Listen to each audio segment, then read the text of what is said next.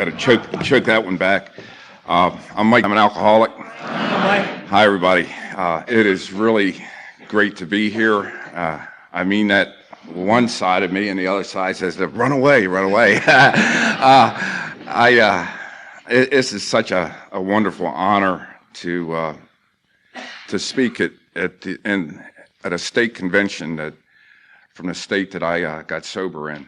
You know, the state of Maryland AA has given me so much more than I could ever give back. And this is, I mean, just being asked to speak here is an honor, but the truth is that no matter what honor we get in Alcoholics Anonymous, the highest up we ever get is sober. And the greatest honor that any of us alcoholics are ever given is that grace from God that He gave us to get sober and to get to Alcoholics Anonymous. And that, for Him to bless us with that is, to me, the greatest honor that's happened in my life. And Alcoholics Anonymous hasn't given me all the answers, but Alcoholics Anonymous has pointed to all the answers that I need. And so I'm just very, very grateful this morning.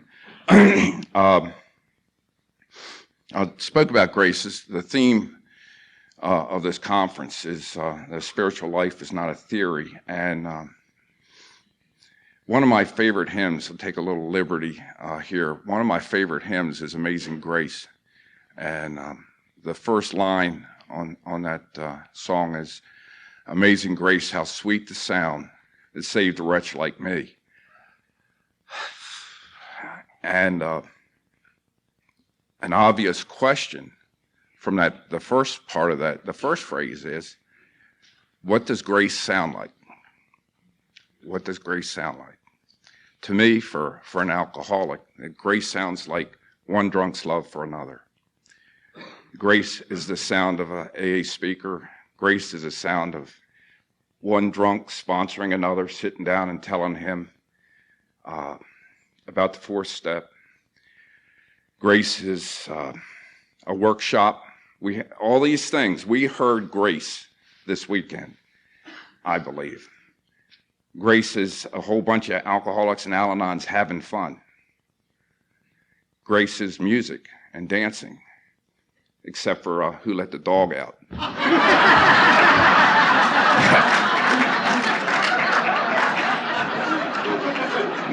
Maybe even that, you know. I had so much fun this weekend, and I just thank the committee.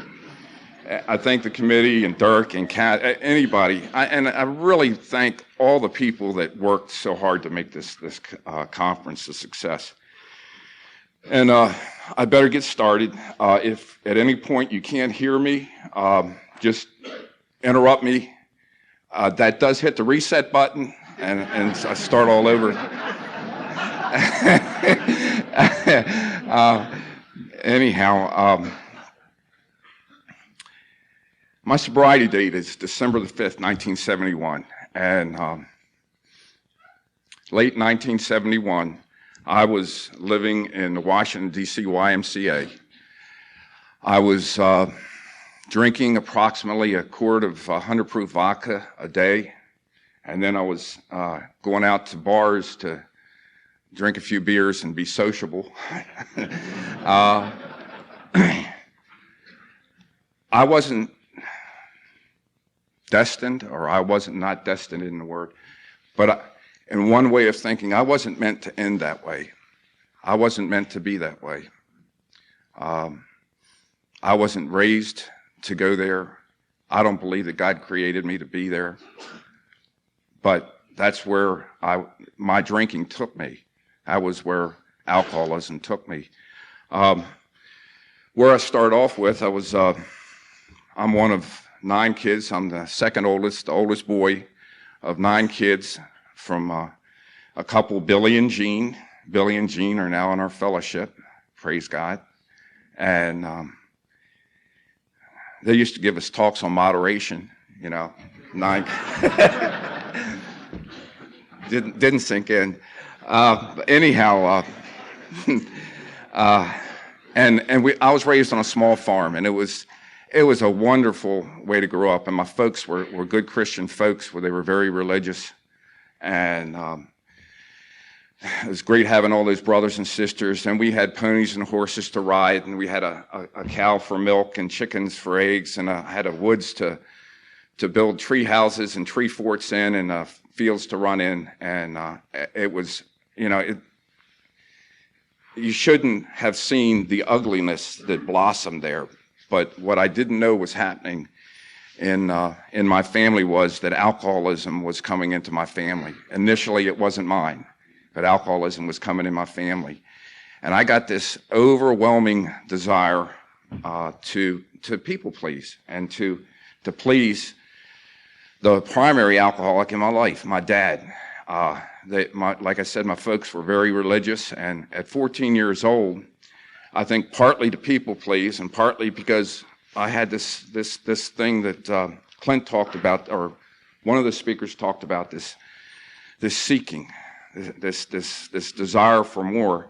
At 14 years old, I went off to what they called the minor seminary. It was to study to be a priest. I remember, my wife talked about making major life decisions at 14, thinking you know enough at 14 to make major life decisions, and I did too. I mean, in the particular denomination I was in, that meant celibacy. That's a pretty major decision at 14, But anyhow, I remember walking, having my little black wool jacket and my suitcase and walking in that seminary. And at that point, things had gone wrong prior to that, or not gone wrong, but I'd had these confusing feelings prior to that. I remember when I first stole from my parents and then lied about it. And I remember feeling inferior physically and not being able to compete in sports. And then, and just being average with school and all that stuff. And there were some things starting to build inside of me that were making me feel less than. And I went off to the seminary thinking, this is the magic. It's going to fix everything. And I'm going to be a hero.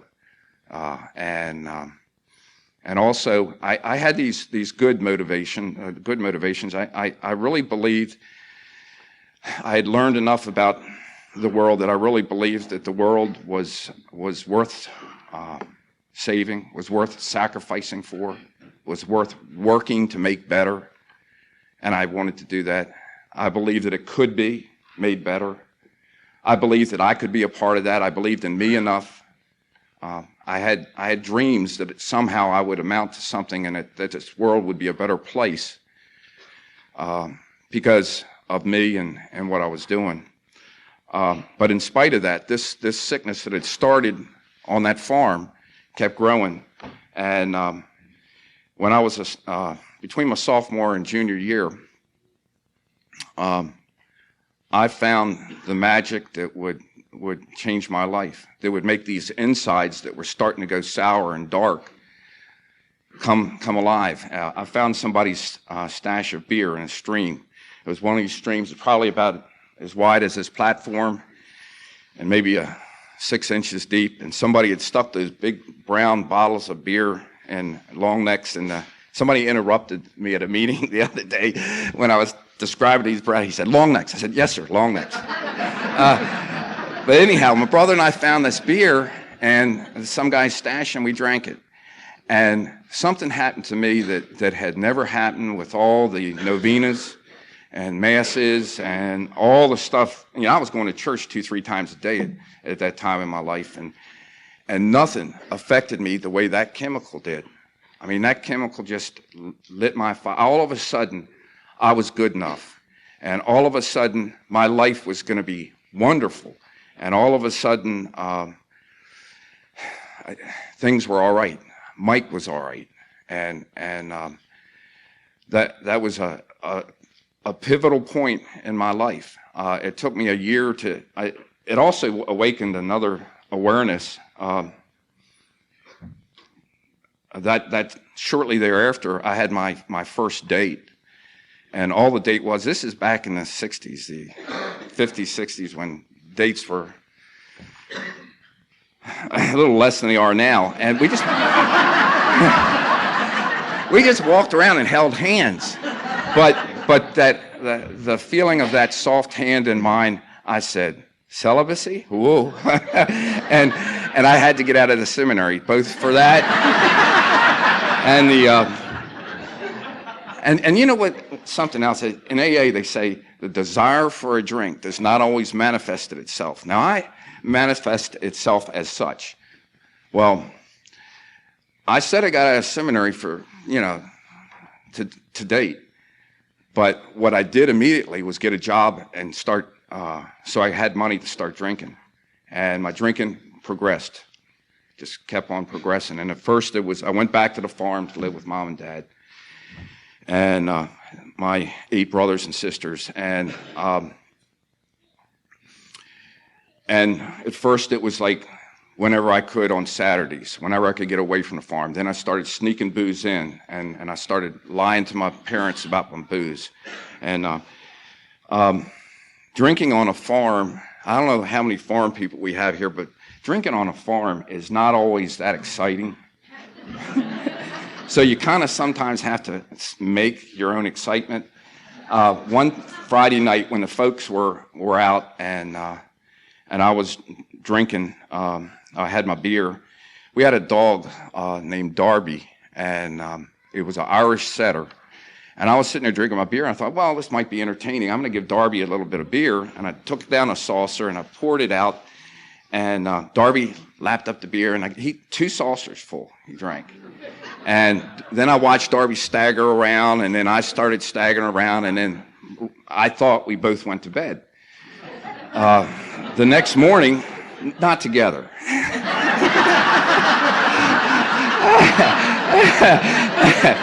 It's been that kind of weekend,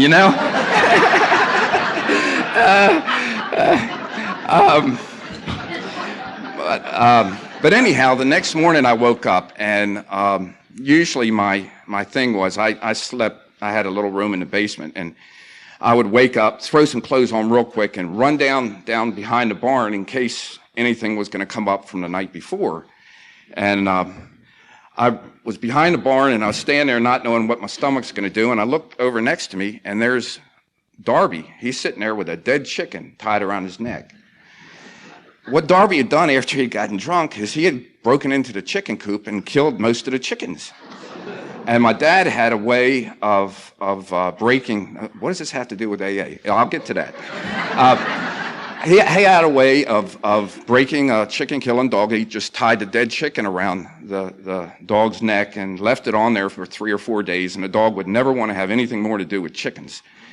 And I was standing there looking at poor Darby and thinking that dead chicken should be around my neck. I'm the guilty party, And a couple of weeks later, I was drinking on the farm, nothing to do, and I got the saucer down and poured some beer out for Darby. Darby wouldn't drink it. He learned his lesson. I drank for another 8 years. And I came to AA, and AA said it doesn't take brains to get sober,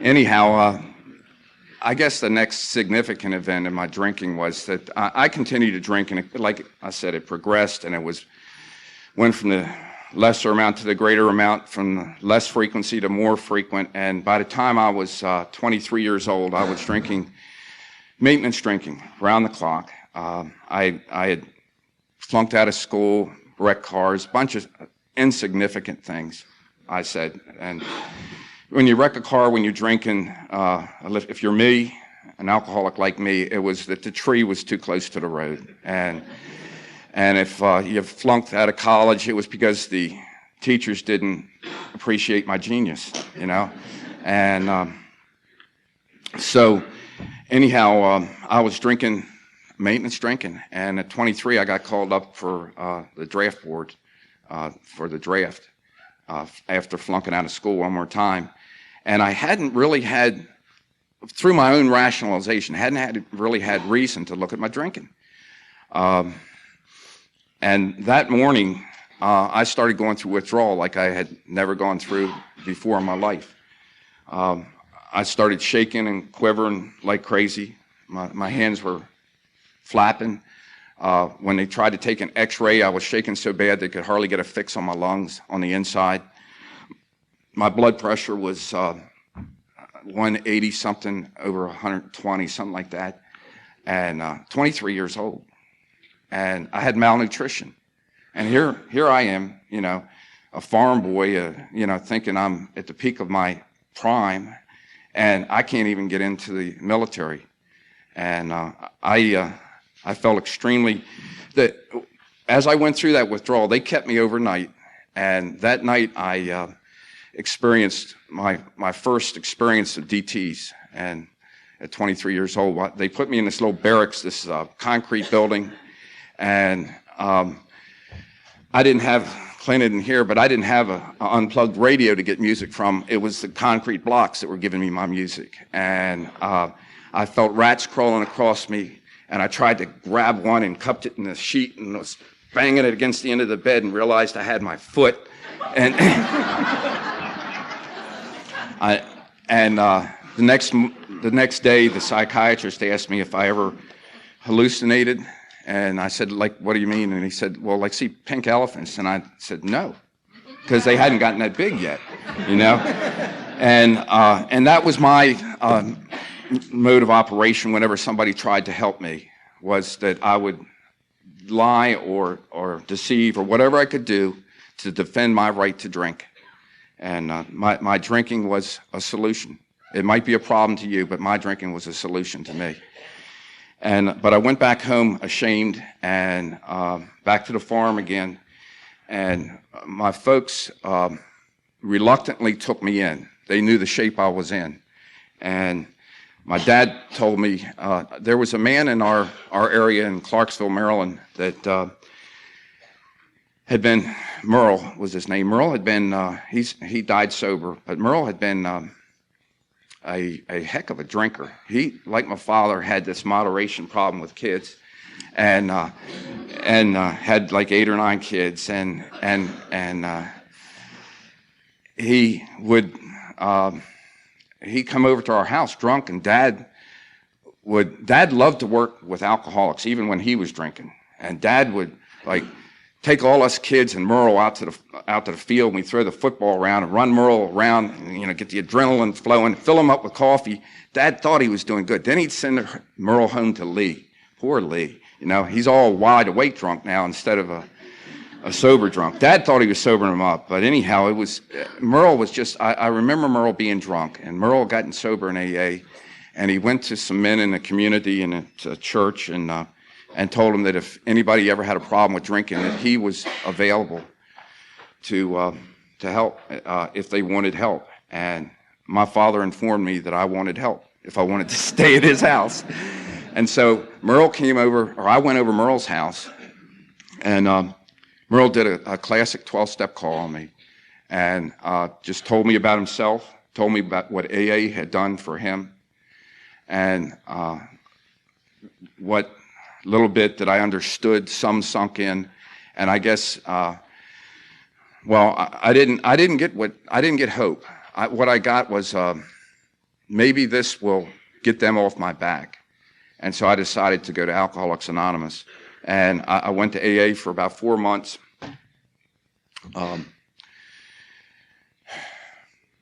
Once I got my health back, I decided to the shame that I'd had from flunking that draft physical.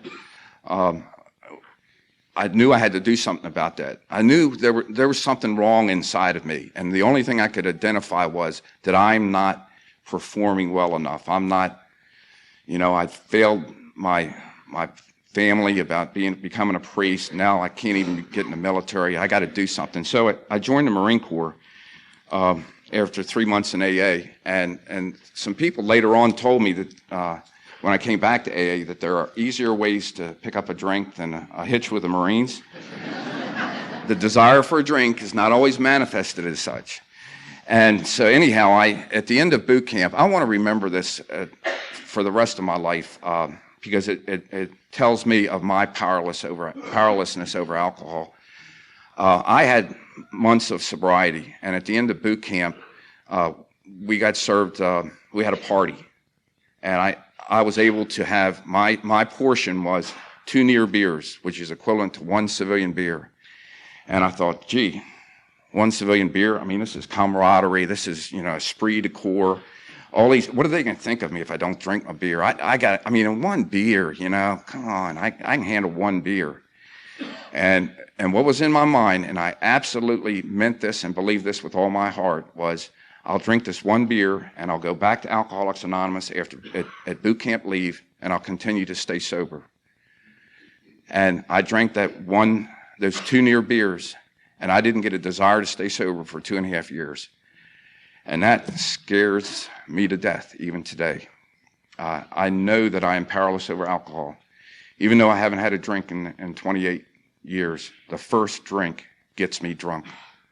And I can't afford to take that first drink. So what happened I had 2.5 years in the Marine Corps. Things happened, things like getting on a bus to go to Camp Lejeune, North Carolina, and ended up in New Jersey. I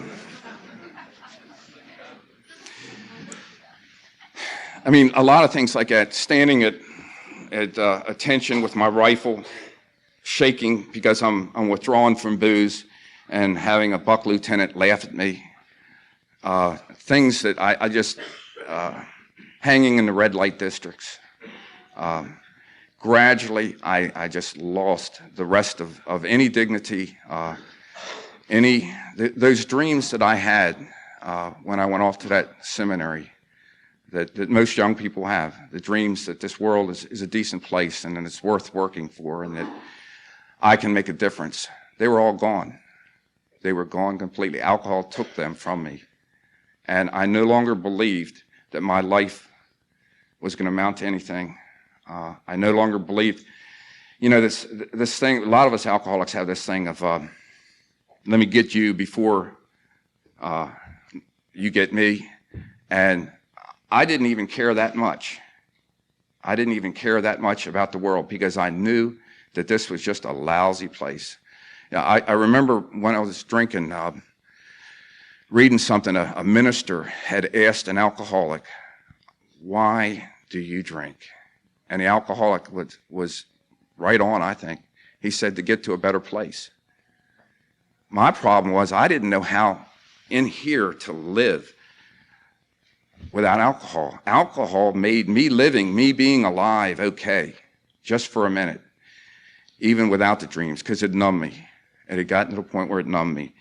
I finished that enlistment in the Marine Corps, and I ended up in that Washington, D.C. YMCA. And I was too ashamed to go back home to mom and dad on the farm. And for some odd reason, I don't know why I did this, because once I started drinking, once I cut loose, I had no intention of ever coming back to you people. You all didn't give up on me. Merle worked for a federal agency.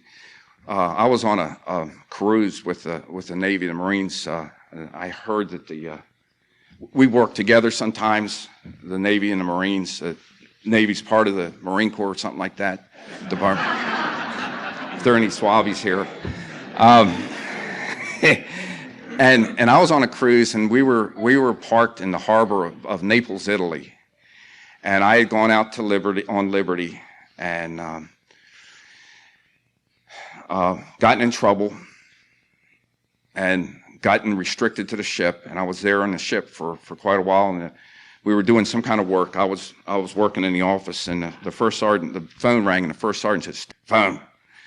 So I grabbed the phone and said, he says, "Corporal, is this Corporal Mike?" I said, "Yes." He says, "This is Merle." He's sitting in Laurel, Maryland, and somehow he found a way to make those connections and call me on board a naval vessel in the harbor of Naples, Italy. And Merle said, "Mike, there is an English-speaking AA meeting in Naples, Italy tonight. And I said, oh, yeah? And he says, I got some names and phone numbers for contacts. And I said, well, sure, Merle, give them to me. And I, repeated them to him like I was really writing them down. I had no intention of going to AA, but that impressed me, that somebody from Alcoholics Anonymous would care enough. I didn't reach out for help at that point. He reached out to me. He cared enough to reach out to me. And I remembered that in that room in the YMCA. And I stopped drinking and moved briefly to a flea bag motel in Laurel, Maryland, one of those racetrack motels. And then called my folks and went back to the farm. And I called Merle. And, 12-step work is, working with others is an amazing thing. It's such a fluid thing. You can't really say, this is the right way to 12-step somebody. This is the right way to help somebody. Because this time, when I first came around, Merle took me around to meetings.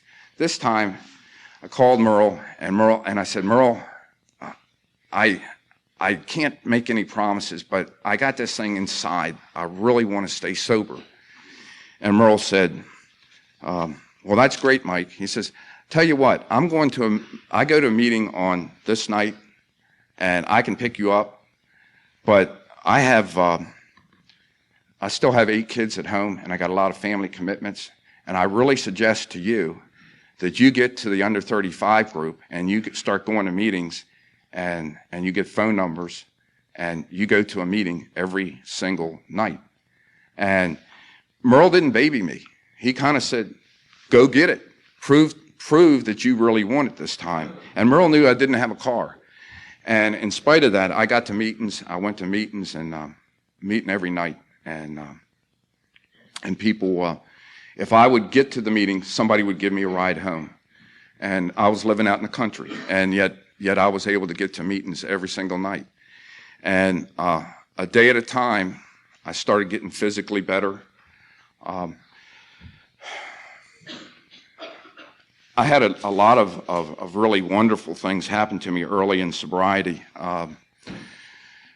One of the things, and I never want to forget this, the first time I was in Alcoholics Anonymous, a guy that I saw a whole lot of people who, I was this 23-year-old kid that was kind of leaning towards being a hippie, but was too really. I ended up in the Marine Corps, but anyhow, I was like confused. Is that? Yeah, that's the word, confused. But I just had this rebellious attitude and this completely unrespectful attitude towards people in Alcoholics Anonymous. I wouldn't show it, but somebody would say something in a meeting, and I would say, yeah, but, and then somebody would walk in dressed like this, and I'd say, yeah, there goes Mr. Straight, in my own mind. I wouldn't say it out loud.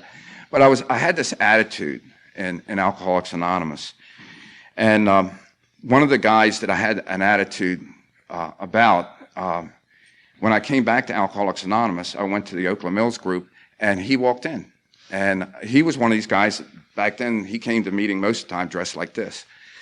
And when I came back, he wasn't dressing like this anymore. He was much more casual, and he was obviously not well. He was walking on 2 canes like this, and he set down his cane, and he put his hand on my shoulder, and he said, Mike, my wife and I prayed for you while you're out there.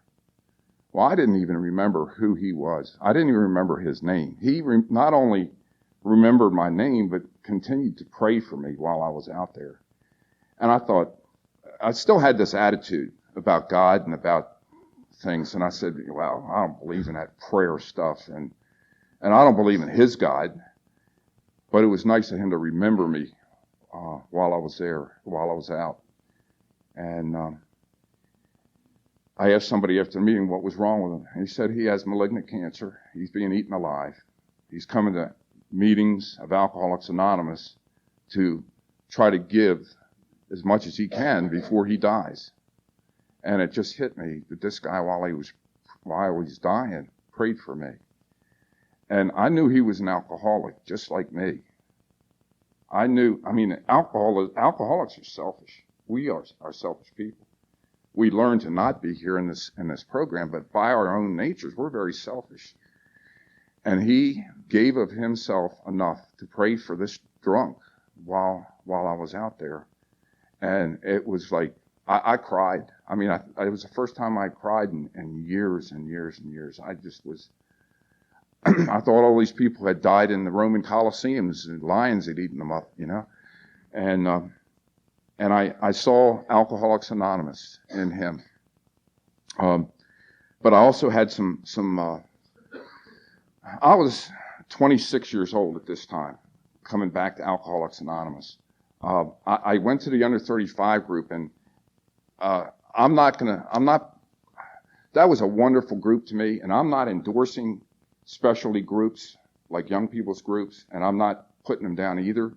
But one of the characteristics of these groups was there was a lot of ego involved. We were a lot of kind of showing off to each other and all that stuff. And I had the poor me's. Here, Mike, you know, I don't have any job. I have one set of civilian clothes. I don't have a car. And here's, you know, this guy, he's married. He has this beautiful little gal looking adoringly up into his eyes.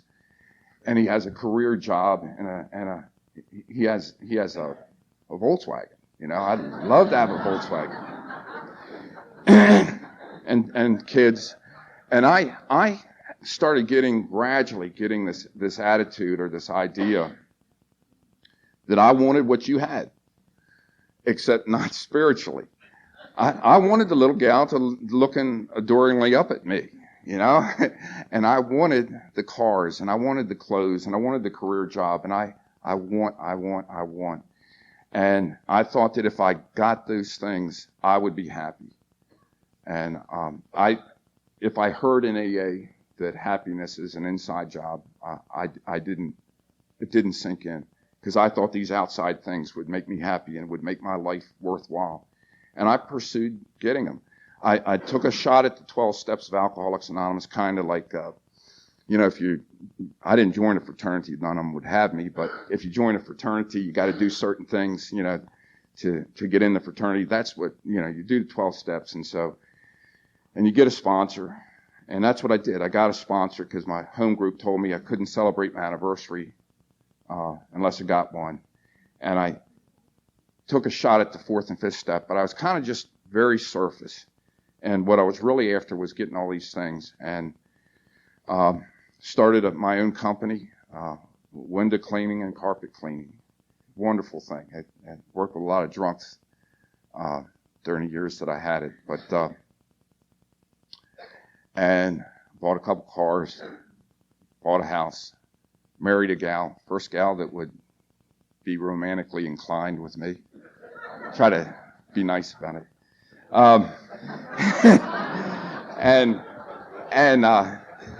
And she had a child, so here I am, sober a year and a half. I'm married, got a kid, got a company, got a car, and I'm about ready to buy a house. And I should be happy. And I was miserable.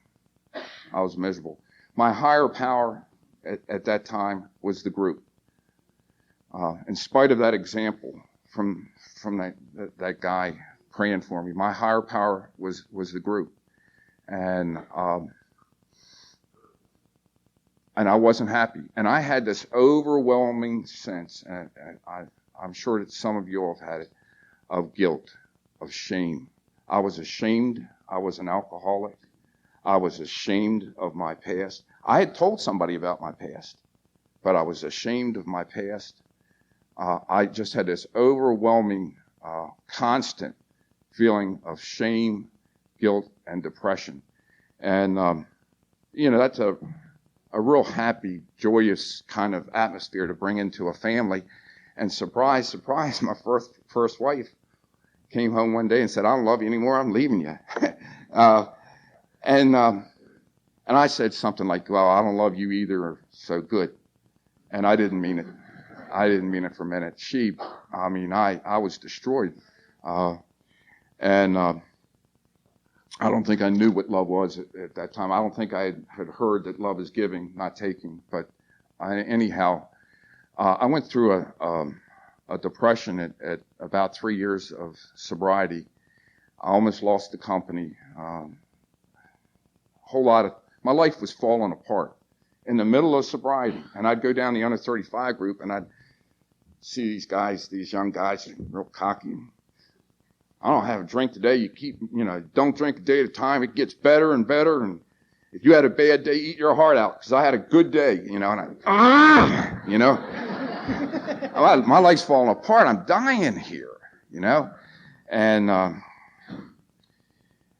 And I went to my sponsor and I told my sponsor, I said, I'm thinking suicide here.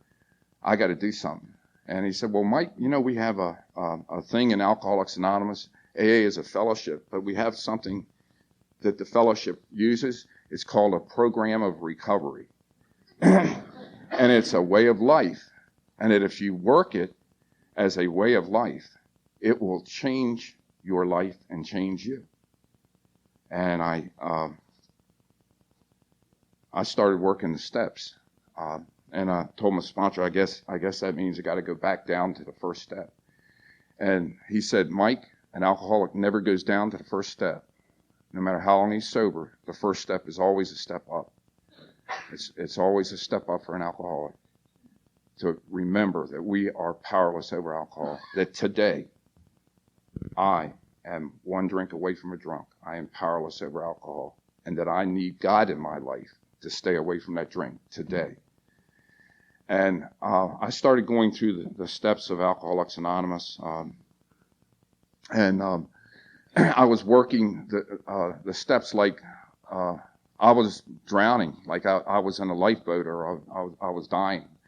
As I worked the steps as if my life depended on it. Guess what? It does. It does. And so anyhow, my life was gradually getting better, and I started taking some other things were going on in my life socially. My sponsor, I'd been separated like over a year. My sponsor and his wife thought it would be cute or clever for me to meet this gal who had been coming around AA or coming around Al-Anon. And they introduced me to Joyce. The way we met, we went over to Stu and Nancy's house, and I knew I had to be cool and suave, and so I kind of laid back a little bit and let my sponsor do all the talking. And then when all of a sudden she's going to leave, she's getting in her little car and she's leaving. So I figure I'll just walk on out here, and it's raining, knock on her door to get her phone number. And I said, can I get your phone number, please? And as I lean over and bop my head, drop the notebook in the mud, and cool and suave. You know what I found out later? Listen to this. I had this bull crap on the streets of how this macho man has to present himself to a lady.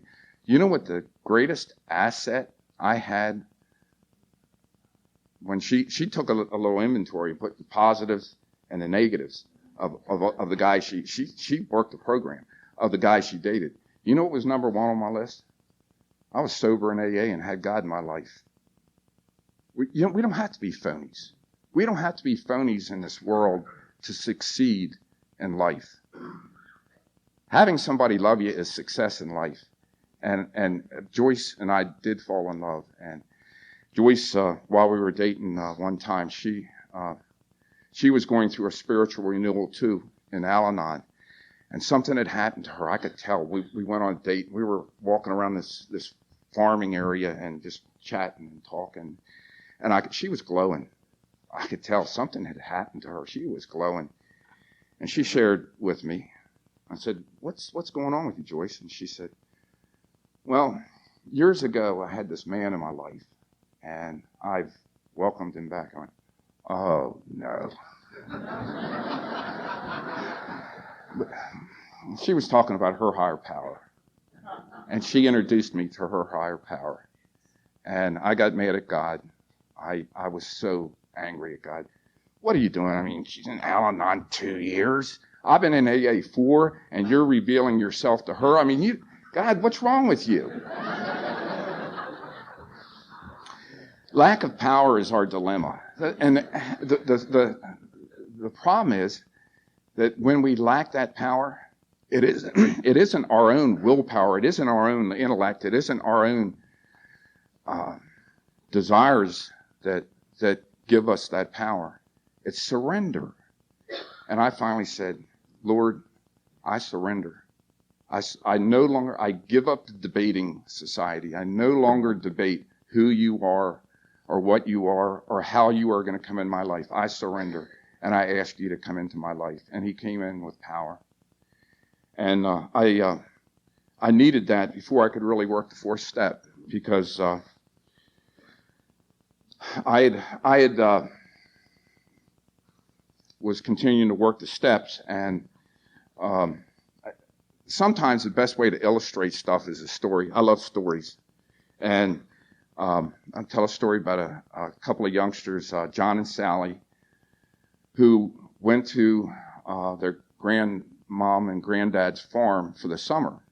And Johnny had just gotten a new slingshot. And first day he was there, Johnny went out in the woods and shooting a slingshot everywhere, couldn't hit anything. And got towards dinner time. On his way in to dinner, he lets loose one more time with that slingshot. Whack, hits his grandmother's favorite goose and kills it. Throws the slingshot in his back pocket, runs, grabs the goose, runs behind the barn, and starts piling wood from the wood pile on top of it. And as he's doing this, he looks over, and there's his little sister, Sally, watching him. So they go on into dinner and have dinner with Grandma and Granddad, and Grandma says, Sally, can you help me with the dishes? And Sally says, oh, Grandma, Johnny says he'd love to help. So Johnny goes in and helps. And the next day, Grandpa says, Sally and Johnny, would you like to come fishing with me today? And they're both, yeah. And Grandma says, wait a minute, I really need some help with the housework, Sally. Can you stay and help me with the housework? Sally says, Johnny said he'd love to do that. And Johnny does, and she does this over and over again. Finally, Johnny has had it. He can't do it anymore. He knows what he has to do. He has to go to the one who can forgive him. And so he goes to Grandmom and he says, Grandmom, I shot your goose and I killed it. And I hid it under the woodshed, under the wood pile. She says, I know. I was watching you the whole time. I saw the whole thing. I was wondering how long you would let Sally make you a slave. And to me, that illustrates what we need to do in this fourth step. We need to go to the one that can forgive us. The fourth step says, admitted to God.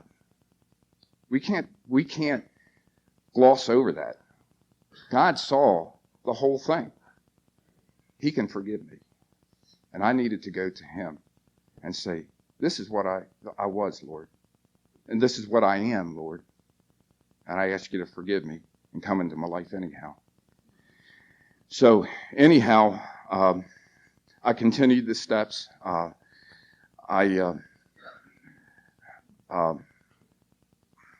had some wonderful amends. It took me years to make all the amends. Real quick, I was a thief when I was drinking. I don't know whether anybody can identify with that, but I was not a good prosperous thief. I was one of these thieves that I would steal something, and then I would feel so guilty about it that I'd get rid of it. And I stole this electric typewriter one time, And then I gave it to my buddy. I don't know why I even stole it, but I know no profit whatsoever from it. But that doesn't matter. I owed an amends for that. And it was an electric typewriter back when electric typewriters were rare. It was an expensive item, and I was scared to death. I was going to go to jail over this thing. And so I wouldn't make amends. I knew the company that I stole it from, and I wouldn't make amends for it because I thought, if I go to them, they're going to say, Mike, we're going to write you up and, police would come and haul me away. And I would go to people in AA. And it's funny, if you use other people other than a good sponsor, you're going to get all sorts of answers. And I would have people tell me, oh, don't worry about it, Mike. It's in the past. Don't worry about it. And, but it kept eating at me. And I finally went to my sponsor, and my sponsor says, Mike, make amends. Find out how much the typewriter cost and give the company the money. So I found out how much it cost, and I added some interest to it, and I wrote a check, and then I wrote a letter to the company, and I said, you don't know how I was kind of hedging my bet a little bit. You don't know how I owe you this money, but I owe you this money. And I am working a way of life. I'm trying to straighten out my past, and I hope you accept this as an amends for a past wrong. And I got the nicest letter back, and it said, Dear Mr., and then they murdered my name with pluses and number, they deliberately, it was like the guy knew my fear, and he said a wonderful thing. He said, I'm sure that if you continue this way of life and you continue and be diligent in this way of life and do all that it asks you, that your life is going to be success. And another very uplifting thing he said was, there are a lot of people in the business community that try to live this way. I went, whoa. This is a surprise to me. I thought that everybody was conning, and that we AAs were the pinnacle of virtue in society. I did think that. Anyhow, I continue to work the steps, and my life just got better, very, very gradually. Joyce and I were poor for so long. My window cleaning, carpet cleaning company was not that successful. I remember one Christmas, we had $40 to spend on Christmas presents for all four of us and anybody else that we wanted to buy gifts for, and that included getting wrapping paper. And yet, we always had money for a coffee pot going, and I was sponsoring people, and Michael and Randy had uncles in AA and uncles and aunts in AA and Al-Anon, and they learned a spiritual way of life by the way we were living, and that we were our friends who were visiting showed, and it was just in spite of being poor, it was so wonderful. I just loved that so much. And the boys came to a lot of my anniversaries. And when Michael was an early teenager, he told me, he said, Dad, he went to church, goes to church a lot. And he said, Dad, I know beyond a shadow of a doubt that I'm called into the ministry. He says, I'm called to serve God in a church. And he says, I just want to do for non-alcoholic folk or people not affected by alcoholism what you and Mom are doing for people who are affected by alcoholism. And today he's in a seminary in Orlando, Florida. And his wife's with him and 100% supporting him. And this thing of sobriety, this spiritual life, it doesn't just stop with us. It like Duke said, it's the waves of the pebble dropped in the water, and it goes out. And Randy is a HVAC mechanic, heating, ventilation, air conditioning mechanic, and I'm just so proud of him. He's 30 some years. Randy's 31 years old. Joyce and I, Randy's 31. there are two boys, and Joyce and I will be married 25 years next year. And we didn't sleep together for 6 years. That isn't what I'm saying. I adopted. I'm playing here. I shouldn't have done that. Randy, Joyce was married before too. And one day, I'm going to tell this story and then start wrapping it up. One day, Randy came to me. He was, I guess, 7 or 8 years old, and he said, he always called me Dad because his natural father had no child support, no visitation, just didn't want anything to do with him. And he said, Dad, would you adopt me so I can have your last name? And I melted. I mean, here's a guy, 26 years old, that's laying up in the Washington, D.C. YMCA thinking, I'll never have love, I'll never be a father. And then a few years later, this wonderful child is saying, Dad, will you adopt me? And we didn't have any money. I didn't know how we were going to do it. But it happened. A detective got the papers signed, found his natural father and got the papers signed like that for nothing because he believed that Joyce and I were trying to do something decent and he wanted to contribute to something decent. And a social worker who hated religious people and alcoholics approved me being Randy's dad anyhow. You know, you can't figure this stuff because it's the power of God's grace that makes these things happen. It isn't us doing the work. And anyhow, and Randy is, like I said, 32 years old, and he's doing well, and we're just so proud of them. And life is really, really good. I want to talk briefly about the 12th step.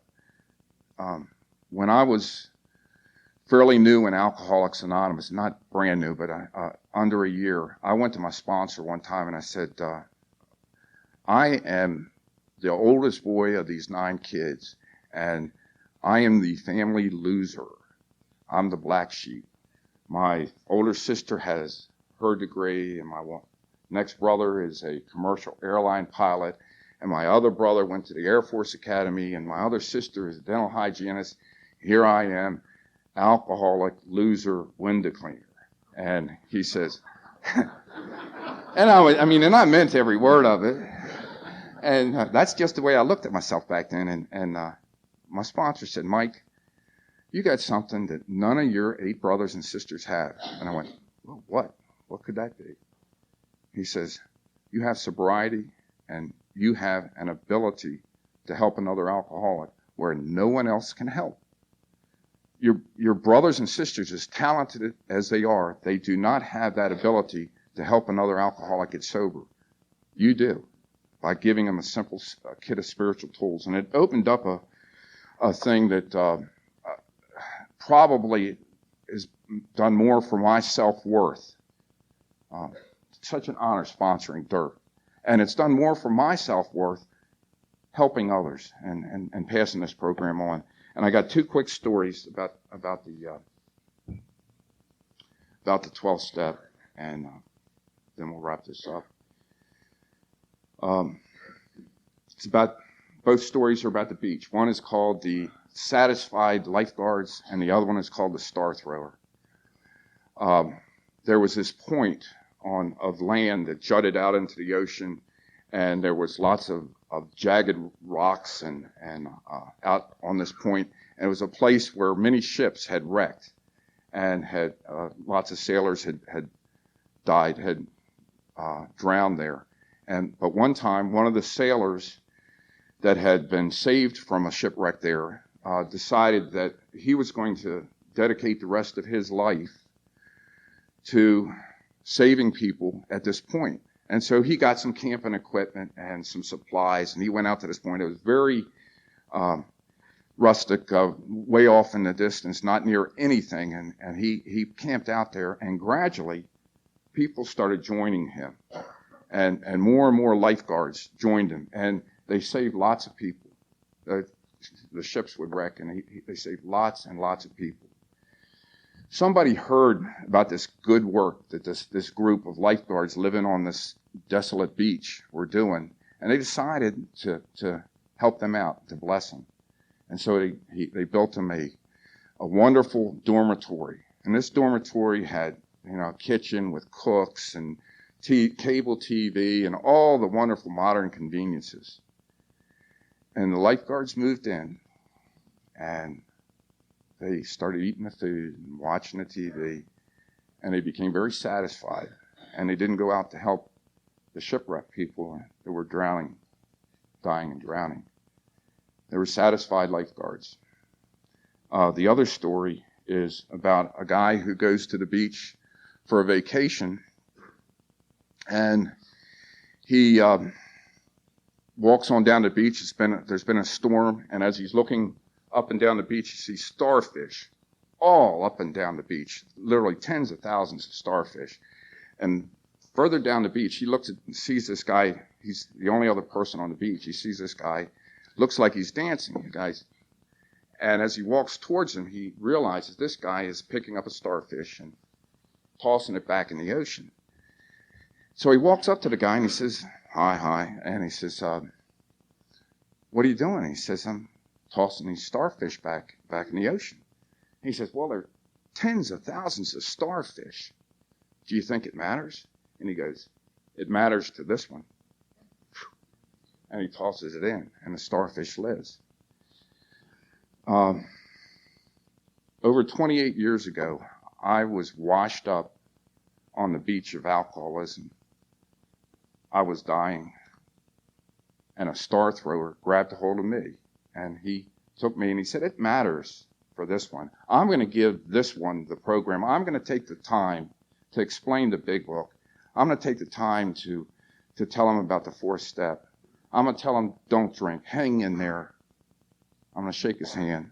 Several star throwers, they took this drunk and they threw me back in the sea of spirituality that we call Alcoholics Anonymous. And it saved my life, and I have promised to continue to do that, and I'll never pay it back. And I just want to ask you all, are you going to be satisfied lifeguards or star throwers? Thank you very much.